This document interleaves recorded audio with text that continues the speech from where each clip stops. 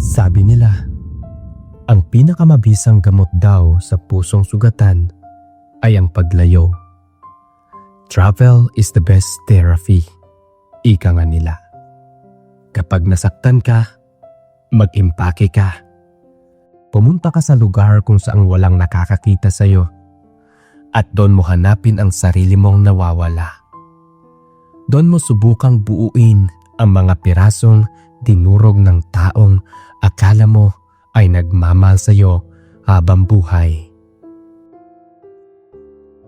Isa akong writer sa isang advertising agency. Hopeless romantic. At aaminin kong tanga ako pagdating sa pag-ibig. Nagsimula ang lahat noong nakaraang Disyembre. Pasko na. Pero imbes na Christmas carols ang naririnig ko ay ang paulit-ulit na pag-e-echo ng boses ng ex ko nung gabing nakipaghiwalay ako. Kiko, ayoko na. May iba na ako. Hindi na kita mahal. Walang sugar coating. Walang it's not you, it's me. Diretsahan. Sampal sa mukha. Matapos ang 3 taon. Ipinagpalit ako sa isang ka-workmate niya na mas bata at mas maputi sa akin. Durog na durog ako noon. Hindi ako makakain. Hindi ako makatulog. Ang bawat sulok ng apartment ko sa Maynila, may mga alaala niya. Yung mug na ginamit niya, yung unan na inaamoy niya, yung amoy ng pabango niyang naiwan sa hangin. Kaya nung nakita ko ang seat sale papuntang Hokkaido, Japan, hindi na ako nagdalawang isip. Inubos ko ang savings ko. Bahala na. Gusto kong maramdaman ang isang lamig ng snow. Gusto kong manigas ang puso ko para hindi ko na maramdaman ang sakit. Gusto kong tumakbo sa lugar kung saan walang signal ang alaala niya. Lumapag ako sa Higashikawa, isang maliit at tahimik na bayan sa Hokkaido. Sobrang lamig. -10 degrees. Puting-puti ang paligid. Para akong nasa loob ng freezer. Mas gusto ko kaysa sa init ng impyerno ng heartbreak ko sa Pilipinas. Nag-check-in ako sa isang maliit na cabin o guest house. Traditional Japanese style ito. May tatami mats, manipis na dingding at communal area. Tahimik, payapa, eksakto sa gusto ko, ang mag-isa at magmukmok. Pero sadyang mapaglaro ang tadhana. Kung kailan ayaw mong makakita ng tao, doon ka bibigyan ng distraction. Sa kapilang kwarto ng cabin, may narinig akong boses. Nagsasalita ng Tagalog. Naka-loudspeaker ata ang kausap niya sa telepono habang sa hallway siya. Oo nga ma, pauwi na rin ako next week. Chill lang muna ako dito. Kailangan ko lang huminga. Yun ang unang beses na narinig ko ang boses niya. Malalim, baritono.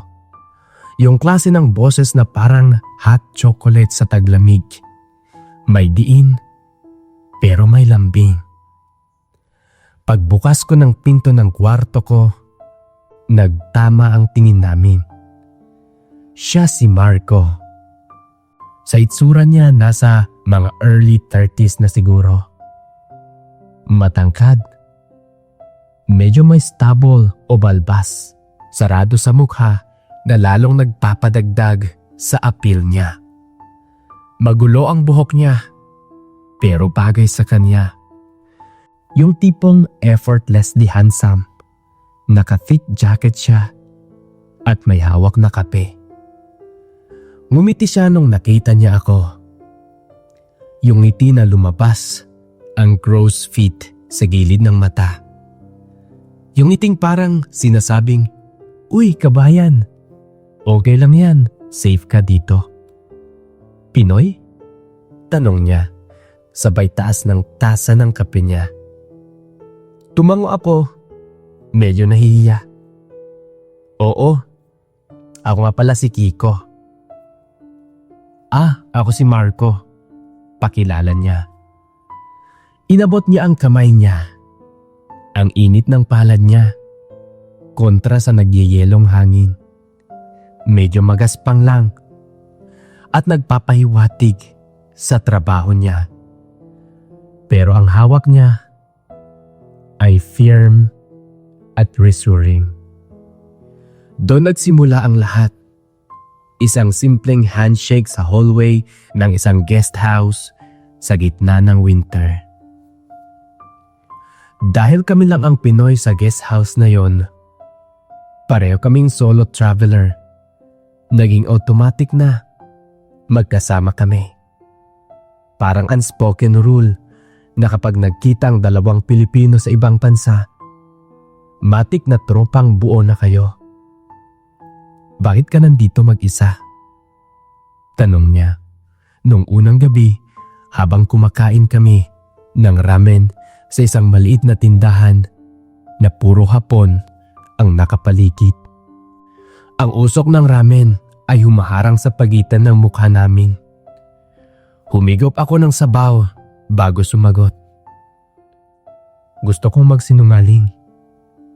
Gusto kong sabihing vacation lang.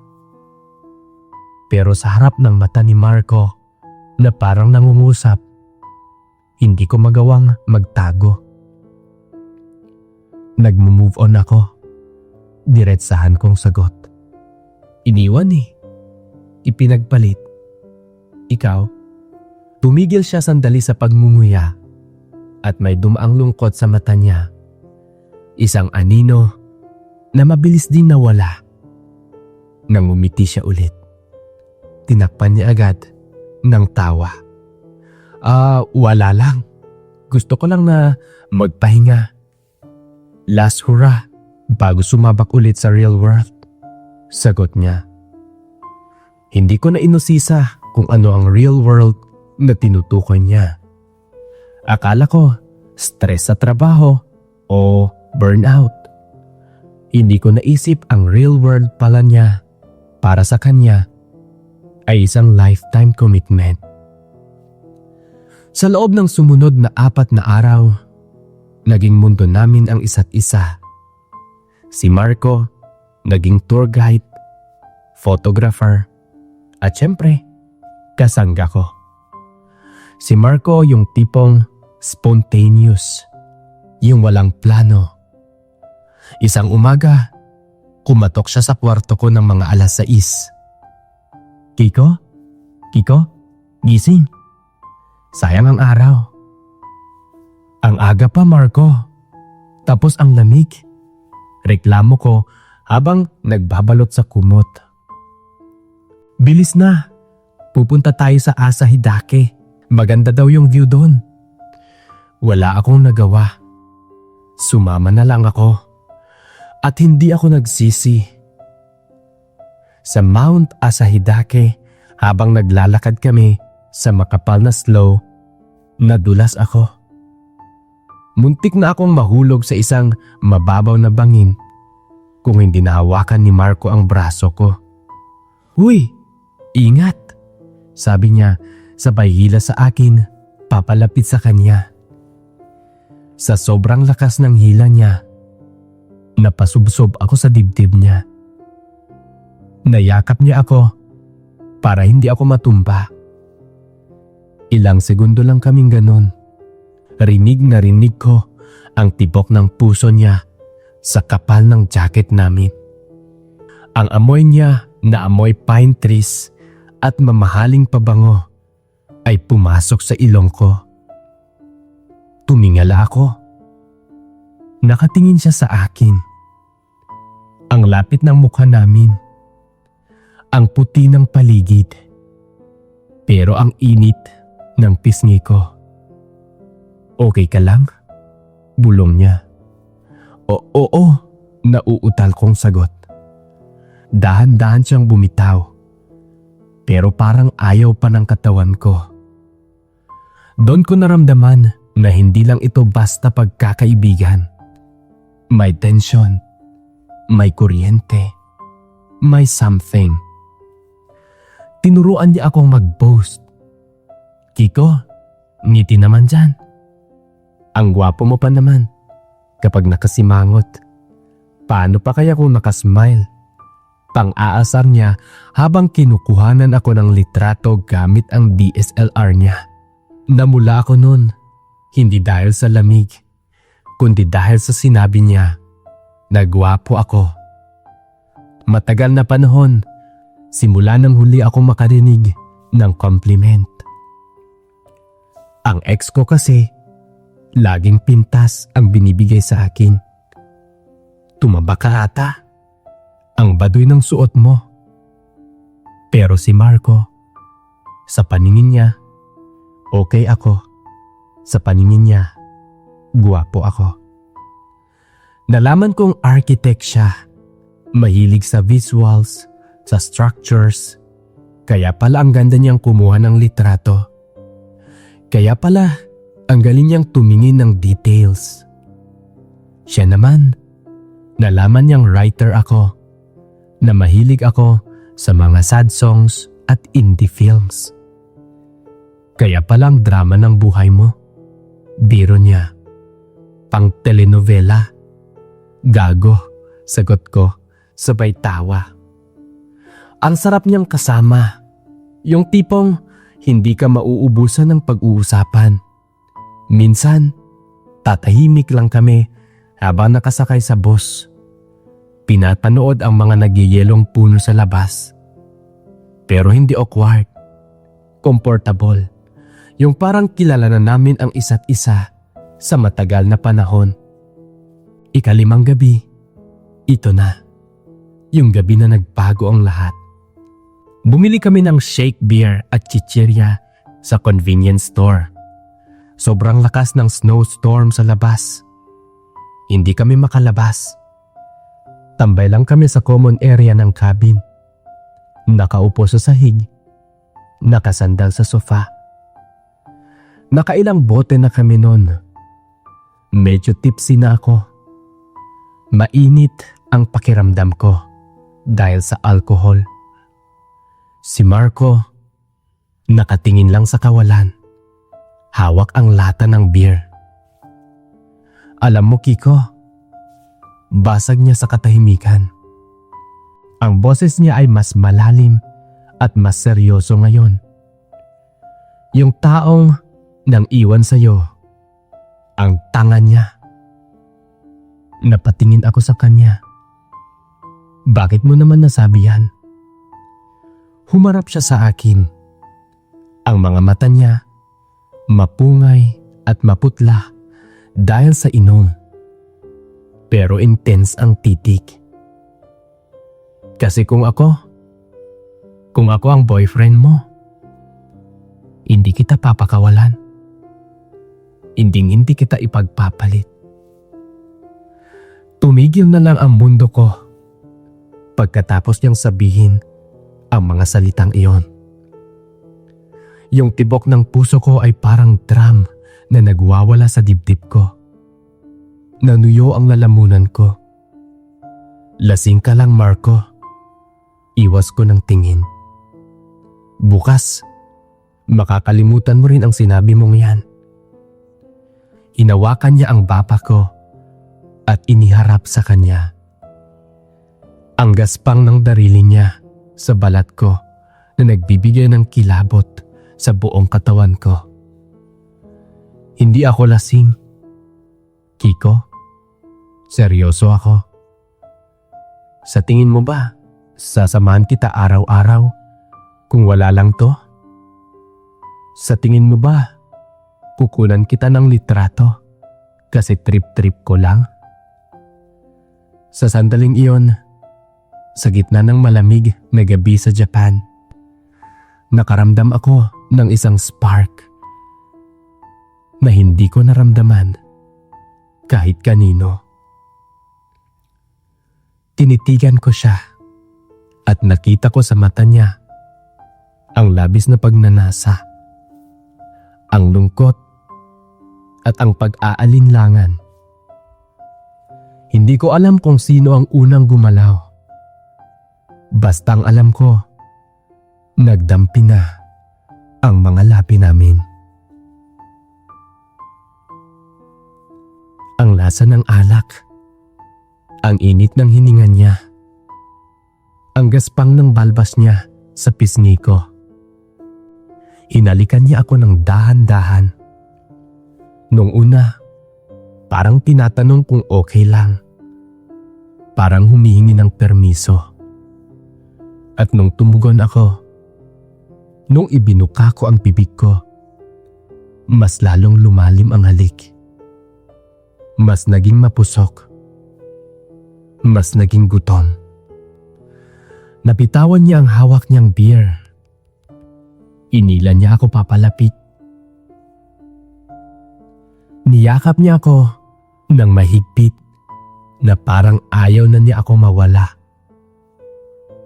Kiko, bulong niya sa pagitan ng mga halik. Inayan niya ako sa kwarto niya. Hindi na ako tumanggi. Uhaw ako sa pagmamahal. Uhaw sa yakap. Si Marco. Oo, si Marco ang tubig sa disyerto ng buhay ko sa mga oras na iyon. Siya ang painkiller sa sakit na dinadala ko. Ang gabing iyon ang pinakamagandang gabi sa buhay ko. Walang salitang binitawan. Puro damdamin lang. Ang bawat haplos ni Marco, parang sinasamba ang katawan ko. Ibang-iba siya sa ex ko. Ang ex ko, laging nagmamadali. Pero si Marco, dinadahan-dahan niya ang bawat sandali. Bawat hawak, may kahulugan. Ipinaramdam niya sa akin na ako lang ang tao sa mundo, na deserving ako mahalin, na espesyal ako. Napakasarap ang pakiramdam. Napakasarap sa pakiramdam ko. Nung gabing yon, nakalimutan ko ang pangalan ng ex ko. Nakalimutan ko ang sakit.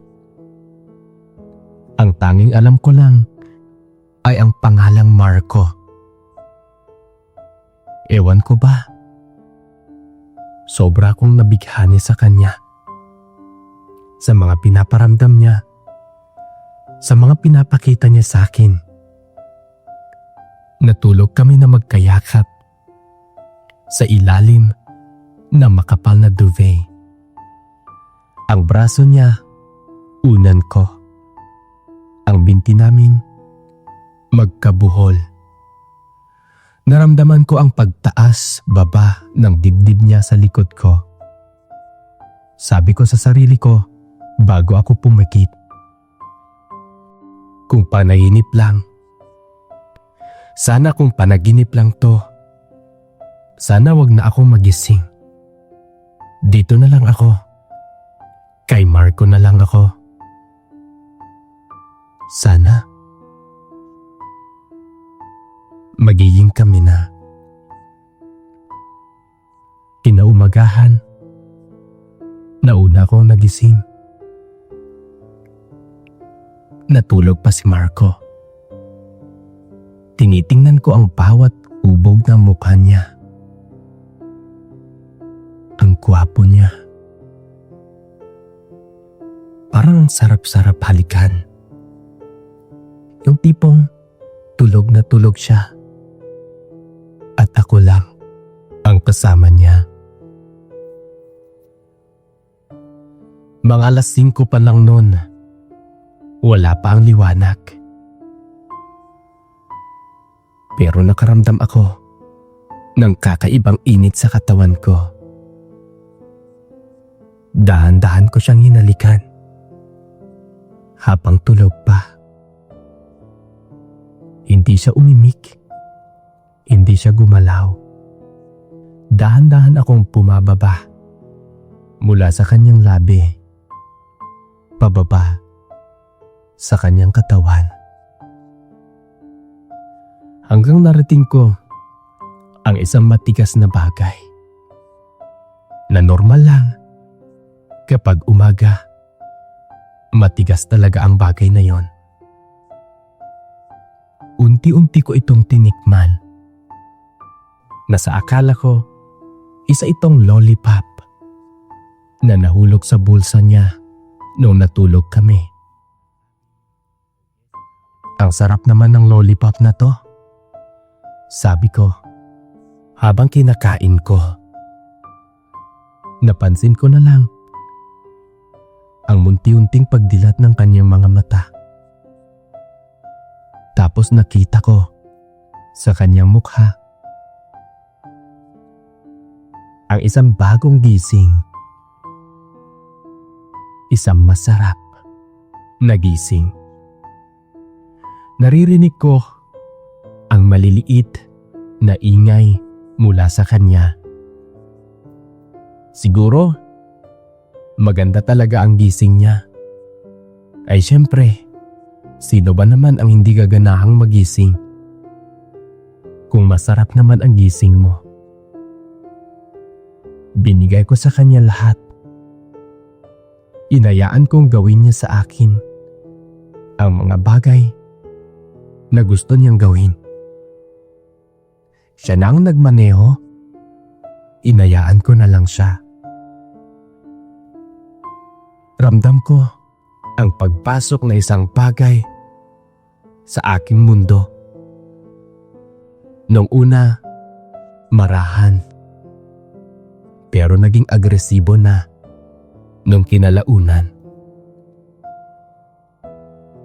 Nakita ko rin ang kanyang mukha na parang halimaw.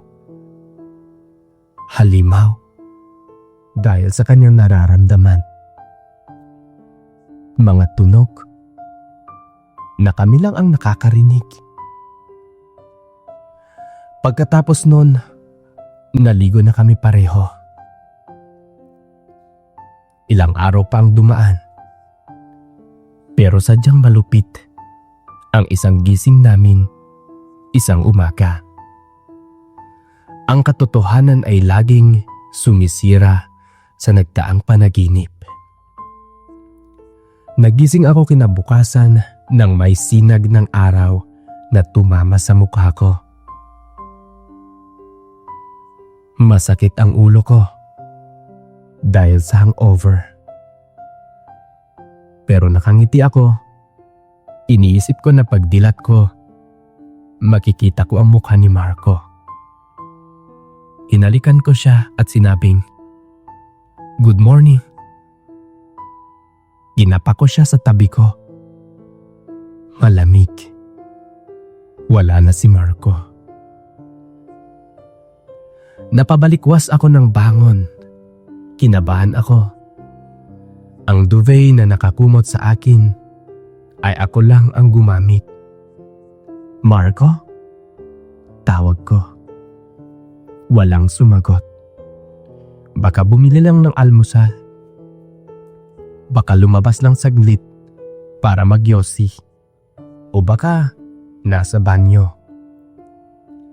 Tumayo ako at tiningnan ang paligid. Malinis na ang kwarto. Wala na ang malaking backpack niya na laging nakasandal sa gilid. Wala na ang mga toiletries niya sa banyo. Wala na ang jacket niya na nakasabit sa pinto.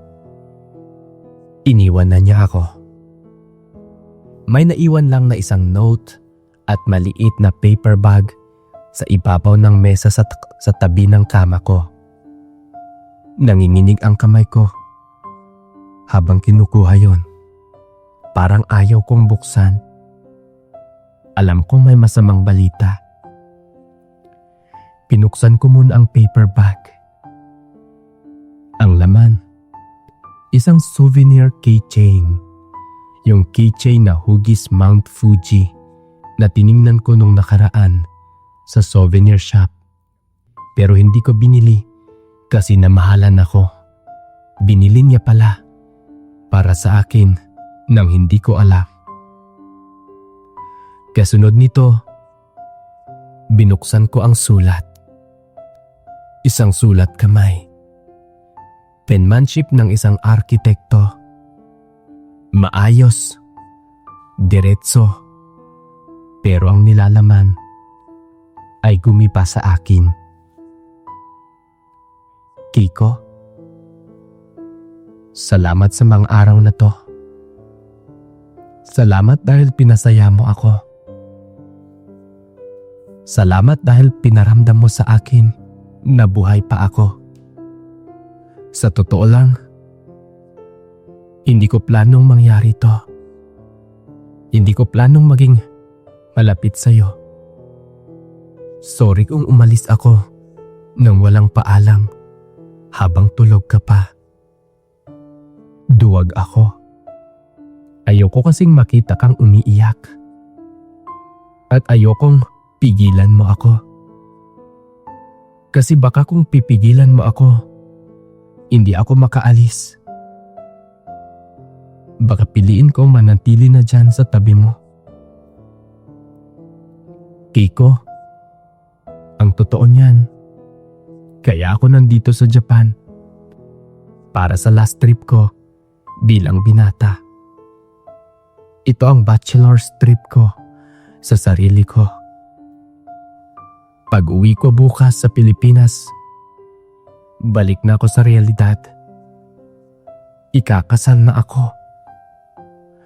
2 weeks from now ang wedding ko. Alam kong gago ako. Alam ko ang sama-sama ko. Isipin mo siguro na ginamit lang kita. Pero maniwala ka sana. Totoo ang naramdaman ko kagabi. At nung mga gaming nagkakasama tayo. Totoo lahat yon. Sa maikling panahon, minahal kita. Naging akin ka. Pero may mga pangako akong kailangang tuparin sa ibang tao. May pamilya akong naghihintay. Sana mahanap mo ang taong nagmamahal sa'yo ng buo.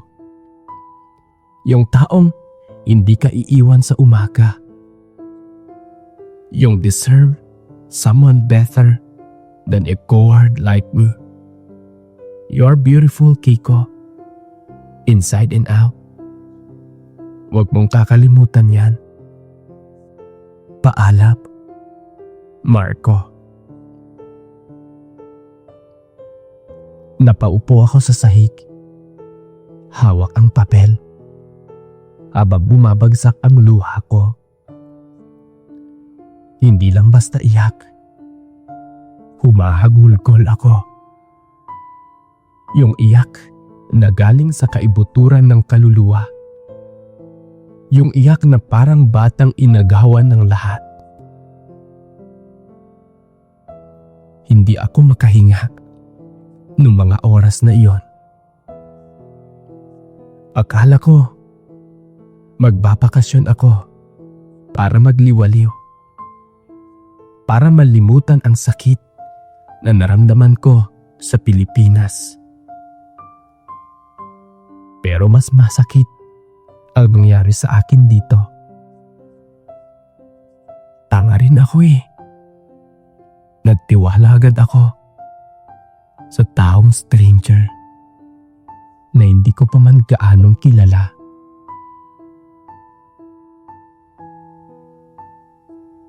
Ikakasal na siya. Ikakasal na pala siya. Kaya pala, last hurrah. Kaya pala, real world. Kaya pala malungkot ang mata niya minsan.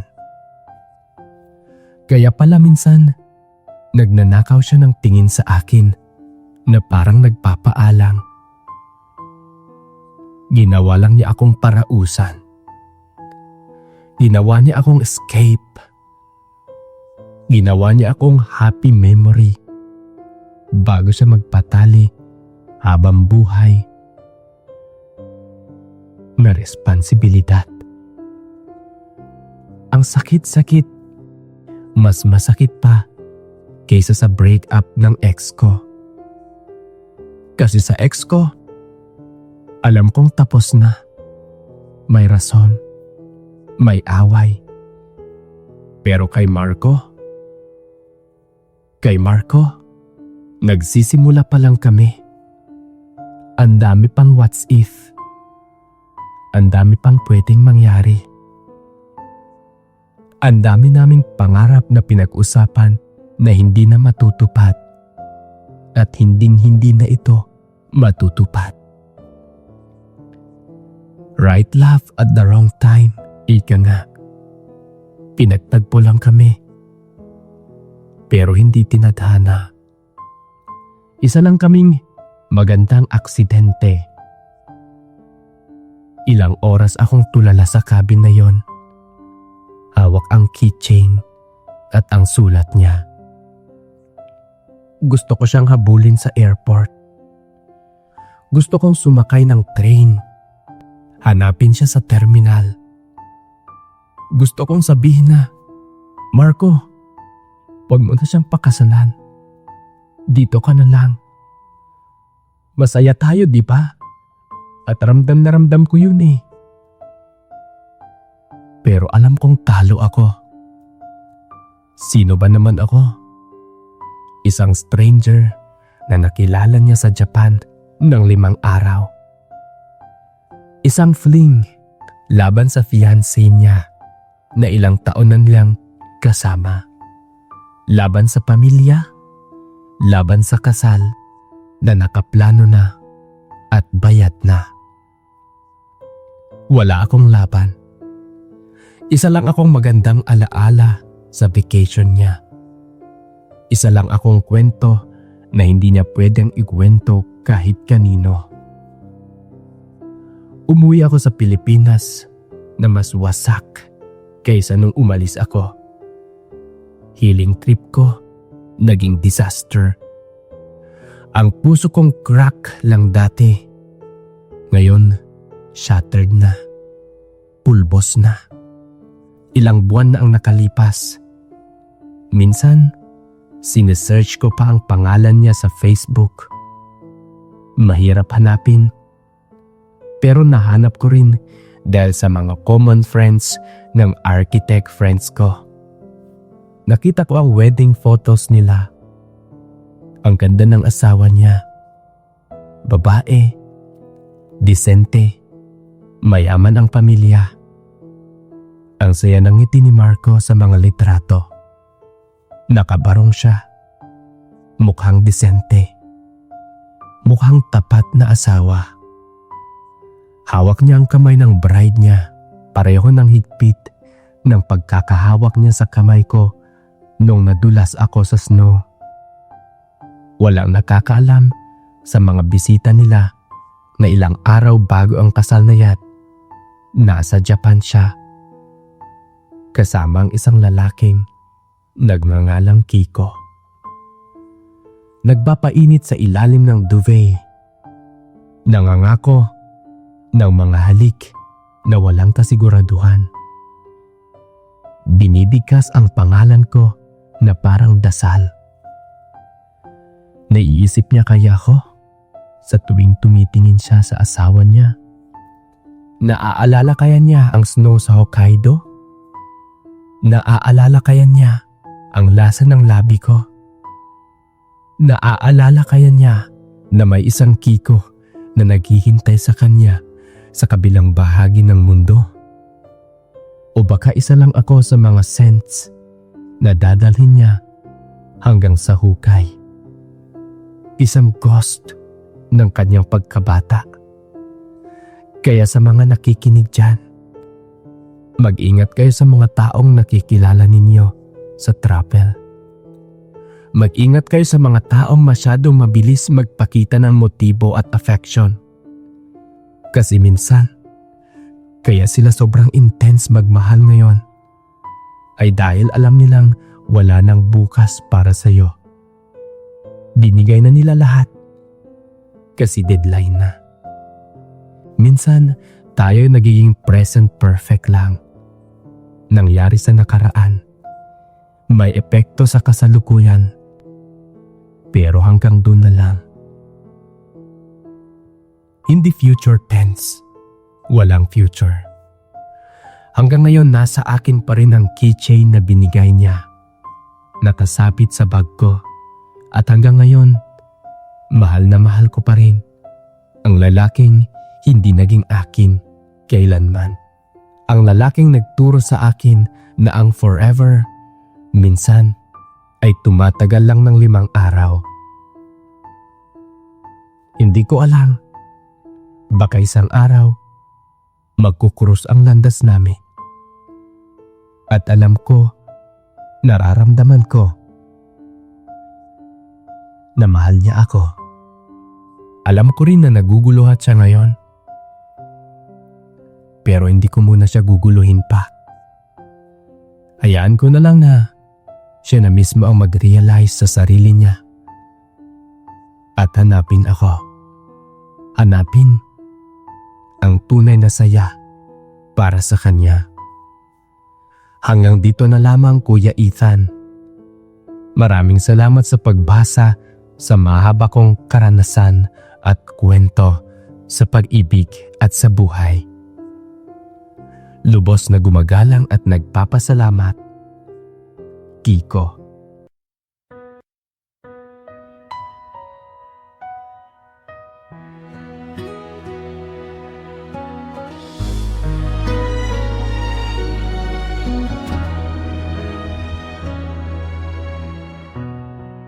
Pag ako'y binibiro mo, ang lahat ng yan sa aking totoo.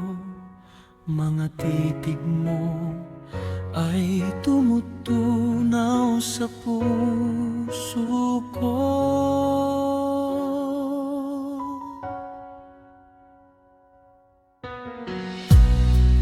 Pag ako'y nasa tabi mo, ay kay lakas ng kaba sa dibdib ko. Ang hiling ko lang, sana'y malaman ng puso ko'y sawa na sa biruan.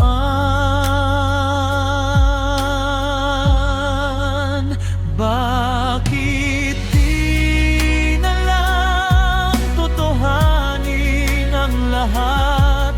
Ang kailangan ko'y paglingap, dahil habang tumatagal ay lalo kong natututunang magmahal.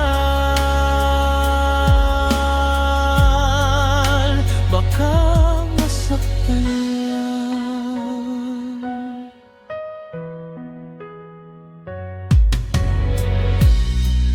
Pag ako'y nasa tabi mo, ay kay lakas ng kaba sa dibdib ko.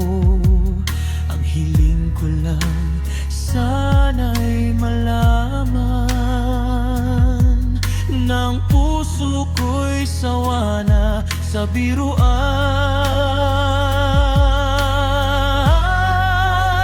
Bakit di na lang totohanin ang lahat? Ang kailangan ko'y paglingap, dahil habang tumatagal ay lalo kong natututunang magmahal.